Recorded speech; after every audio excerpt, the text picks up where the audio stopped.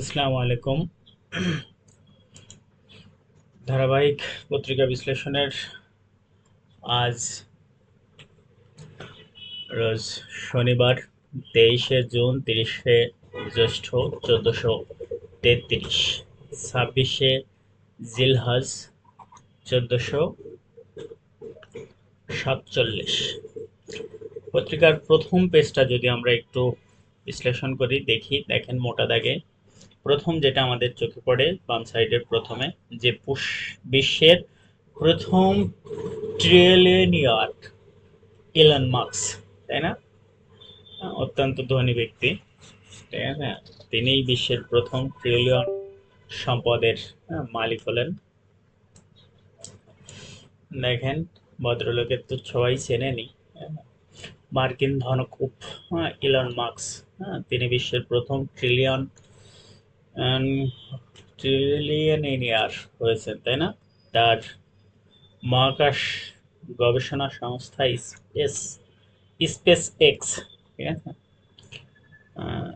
আর এখানে দেখেন যুক্তরাষ্ট্রের নাসডাক এক্সচেঞ্জ, আমরা জানি যে নিউ ইয়র্ক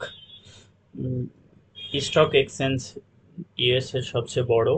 ইউএস এর সবচেয়ে বড় হচ্ছে new York new York stock exchange, stock exchange বড়। আর একটা আছে আপনার হচ্ছে, মানে এই যে NAS, নাস ডাক, এটা হচ্ছে প্রযুক্তি বিষয়ক, হ্যাঁ, এটা প্রযুক্তি বিষয়ের শেয়ার বাজার। যুক্তরাষ্ট্রের সবচেয়ে বড় শেয়ার বাজার হচ্ছে নিউ ইয়র্ক স্টক এক্সচেঞ্জ। আচ্ছা, এই যে ট্রিলিয়নের হিসাবটা কি সমস্যা হয় কিনা কারো?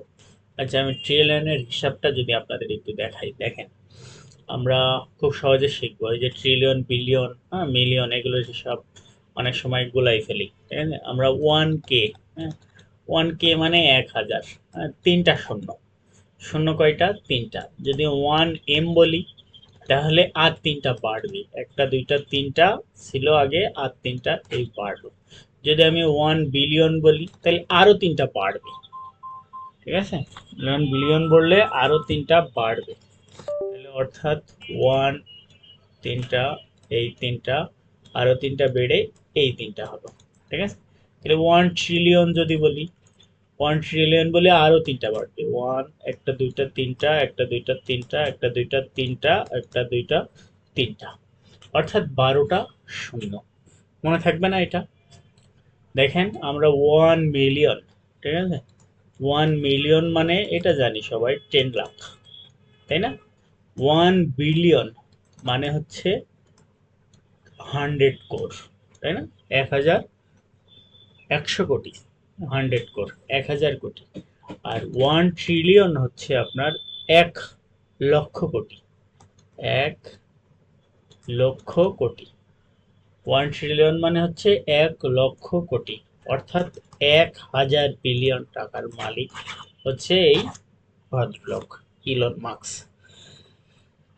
তারপরে দেখেন বলছে যে ব্যবসায়ের খরচ কমিয়ে, হ্যাঁ, মূল্যস্ফীতি নিয়ন্ত্রণ করব, হ্যাঁ, এটা বলেছেন আমাদের বর্তমান অর্থমন্ত্রী আমির খসরু মাহমুদ চৌধুরী সাহেব, ঠিক আছে। এই মূল্যস্ফীতি, এই শব্দটা আমরা সবাই জানি যে মূল্যস্ফীতি মানে হচ্ছে যে মূল্যের বৃদ্ধি, হ্যাঁ, মূল্যের দাম বৃদ্ধি, হ্যাঁ, পণ্যের দাম বৃদ্ধি, সরি, পণ্যের দাম বৃদ্ধি। মনে করেন যে আগে যেটা 10 টাকা ছিল এখন সেটা 15 টাকা হলো, তাহলে 5 টাকা বাড়লো, এটাই আপনারা বলে মূল্যস্ফীতি। হ্যাঁ, সামান্য মূল্যস্ফীতি দেশের অর্থনীতির জন্য অনেক ভালো, কিন্তু মূল্যস্ফীতি যদি অনেক বেশি হয় সেটা দেশের অর্থনীতির জন্য ভীষণ খারাপ।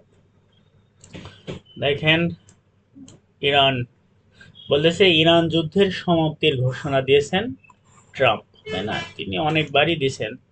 আমরা তবুও দেখছি যে ইসলামাবাদে আগামী রবিবার একটা সমঝোতা হওয়ার সম্ভাবনা আছে, ইরান, ইসরায়েল আর আমেরিকা, এই তিনটা দেশ যুদ্ধে লিপ্ত হয়েছিল কত তারিখে বলেন তো? 28শে ফেব্রুয়ারি, তাই না?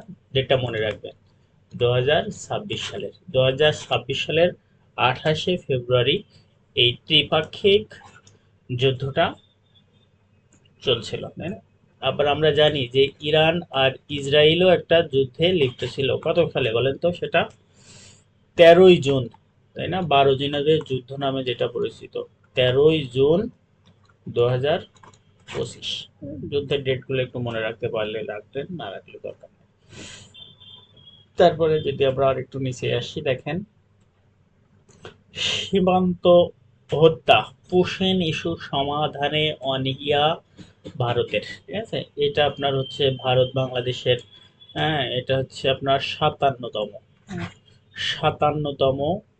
সীমান্ত সম্মেলন, হ্যাঁ, সম্মেলনের রিপোর্ট এটা। এটা মনে রাখবেন যে বিডি ভার্সেস ইন্ডিয়ার কততম সীমান্ত সম্মেলন হয়েছে? 57তম। আমরা যদি আরেকটু নিচে আসি, দেখেন অফ ডকেও সুযোগ বাড়ছে বিদেশি বিনিয়োগের। এই অফ ডকটা হচ্ছে বেসরকারি কন্টেইনার ডিপো, ঠিক আছে? বেসরকারি কন্টেইনার ডিপো হচ্ছে অফ ডক। কন্টেইনার ডিপো মানে চট্টগ্রামে যে মালামাল আনলোড ও লোডের জন্য ব্যবহার করা হয়, ঠিক আছে? বলতেছে আরেকটা দেখেন, বলতেছে সিডিপির পর্যালোচনায় প্রবৃদ্ধির হিসাব ভুল ভিত্তির উপর দাঁড়িয়ে, ঠিক আছে? এই সিডিপি হচ্ছে সেন্টার ফর পলিসি ডায়ালগ। এটা এটা হচ্ছে একটা বেসরকারি গবেষণা সংস্থা, ঠিক আছে? CDP, centre for policy dialogue, হ্যাঁ, সিপিডি, হ্যাঁ, centre, CPD, centre for policy dialogue. আমরা যদি আর একটু নিচে আসি, দেখেন অখণ্ড ভারতের স্বপ্ন ও বাংলাদেশের পরিণতি। হ্যাঁ, এটা আর্টিকেলটা বেশ ভালো, দেখবেন মেজর জেনারেলের অবসরপ্রাপ্ত রকুনুদ্দিন, হ্যাঁ, স্যার লিখেছেন। এখানে যে কথাটা মোটা দাগে মনে রাখা দরকার, দেখেন শক্তিশালী প্রতিরক্ষা, স্বাধীন পররাষ্ট্রনীতি, শক্তিশালী অর্থনীতি ও জাতীয় ঐক্য, এই চারটি স্তম্ভের উপরে দাঁড়িয়ে বাংলাদেশ। কোনটা কোনটা তাহলে? শক্তিশালী প্রতিরক্ষা থাকতে হবে আমাদের, ঠিক আছে? প্রতিরক্ষা থাকতে হবে শক্তিশালী, আর পররাষ্ট্রনীতি থাকতে হবে স্বাধীন, ঠিক আছে? স্বাধীন পররাষ্ট্রনীতি, পররাষ্ট্রনীতি, পররাষ্ট্রনীতি। আর কি লাগবে বলেন তো? শক্তিশালী অর্থনীতি লাগবে, অর্থনীতি, হ্যাঁ, শক্তিশালী অর্থনীতি। আর আমাদের নিজেদের একটা জাতীয় ঐক্যের দরকার, হ্যাঁ। এই চারটা জিনিস আসলে বেশ গুরুত্বপূর্ণ। আমরা যদি আর একটু নিচে আসি,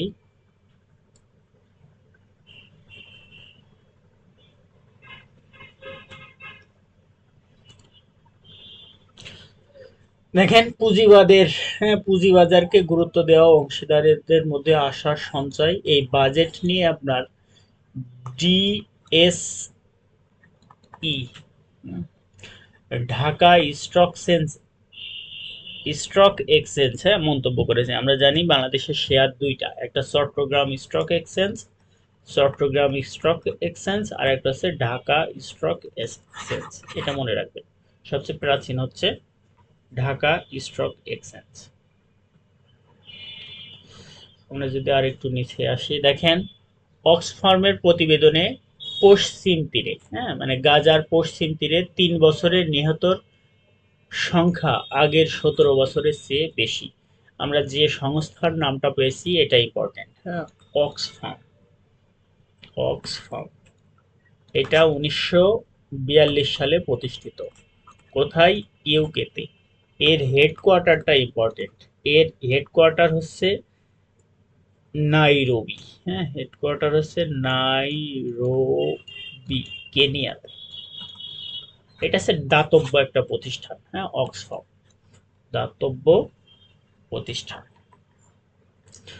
এটা একটু গণিতের স্টুডেন্টদের জন্য বেশ ইম্পর্টেন্ট। মুসলিম গণিতবিদদের, হ্যাঁ, নাম থেকেই এই অ্যালগরিদম। এই অ্যালগরিদমটা আমরা দেখি এখন সি প্রোগ্রাম বেস সব কিছুই তৈরি, কারণ এখন এআই যুগ, সবকিছুই প্রোগ্রাম বেস। প্রোগ্রাম করার আগে আমাদের অ্যালগরিদম করতে হয়, অ্যালগরিদম ফ্লোচার্ট, মানে কোনো একটা প্রবলেম স্টেপ বাই স্টেপ সমাধানের প্রক্রিয়ায় হচ্ছে সেই প্রক্রিয়াটাই, যে অ্যানালগ যেটাকে বলে সেটাই হচ্ছে অ্যালগরিদম। এটা আহ, পারস্যের গণিতবিদ মোহাম্মদ ইবনে মুসা আল খোয়ারিজমির নাম অনুসারে, এই আল খোয়ারিজমি হচ্ছে উজবেকিস্তানের বর্তমান একটা জায়গা। তিনি এই উজবেকিস্তানে জন্মগ্রহণ করেছেন। ঠিক আছে? দেখেন, প্রথম বিশ্বযুদ্ধের চেয়ে প্রলম্বিত হলো রাশিয়া ইউক্রেন যুদ্ধ, তাই না? আমরা জানি যে রাশিয়া আর ভার্সেস ইউক্রেন, এই যুদ্ধটা চলমান আছে। কত তারিখ থেকে চলমান বলেন তো? 24শে ফেব্রুয়ারি, তাই না? 24শে ফেব্রুয়ারি 2022 থেকে। আমরা ইসরায়েল আর ফিলিস্তিনের ভিতরেও যুদ্ধ চলমান ছিল। কত, যুদ্ধটা শুরু হয়েছিল কত তারিখে এটা আহ, বলেন, এটা দেখে কমেন্টসে জানাবেন। ঠিক আছে? তাহলে আমরা জানছি যে রাশিয়া আর ইউক্রেন এর যুদ্ধ শুরু হয়েছিল এত তারিখে, তাই না? এটা হচ্ছে বলতে যে প্রথম বিশ্বযুদ্ধের চেয়ে প্রলম্বিত। তাহলে first world war, first world war এটা শুরু হয়েছিল কত তারিখে? এটা শুরু হয়েছিল 28 জুন, জুলাই, সরি, 28 জুলাই 1914 সালে শুরু হয়েছিল, এবং শেষ হয়েছিল কত সালে? শেষ হয়েছিল 11 নভেম্বর 1918। এই যে দীর্ঘ সময়, তার থেকেও বেশি সময় ধরে চলছে এই রাশিয়া ইউক্রেন যুদ্ধ।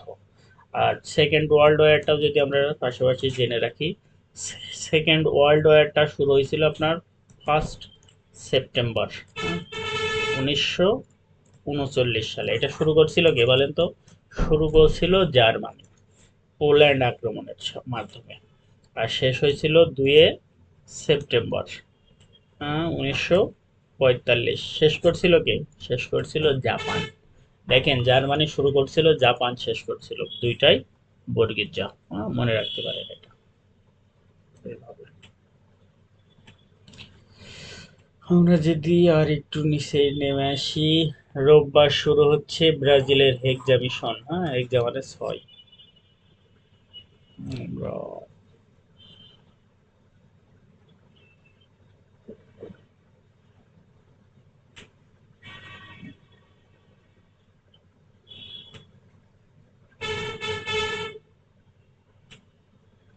বাজেট নিয়ে আমরা আলাদা একটা সেশন দিব ইনশাল্লাহ। ঠিক আছে? 26-27 বাজেট। এই ইসলামিক ব্যাংকটা এখন একটা মানে হট নিউজ। ইসলামিক ব্যাংকের যিনি এমডি স্যার, ঠিক আছে, অর্থাৎ ওনার নামটা সঠিক আমি ভুলে গেলাম এখন। তো ওনার নাম কি, রশিদ যেন একটা, ঠিক আছে? ওটা একটু দেখে নিন না, এখানে পড়লেই হয়তো পাওয়া যাবে। ইসলামী ব্যাংকের, হ্যাঁ, খোরশেদ, সরি, এটা কি রশিদ না খোরশেদ।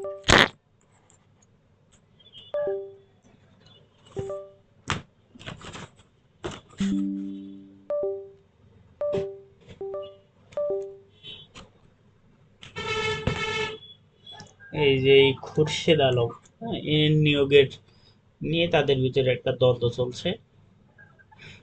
তারপর দেখেন, ভারতের অখণ্ড কংগ্রেস, তাই না? মানে একটাই কংগ্রেস হবে, তৃণমূল কংগ্রেস। জানি আমরা মমতা বন্দ্যোপাধ্যায়ের হারের পরেই ওরা একটা সিদ্ধান্ত নিতে যাচ্ছে। তো এই ছিল পত্রিকার আজকের বিশ্লেষণ। ধন্যবাদ সবাইকে, আসসালামু আলাইকুম।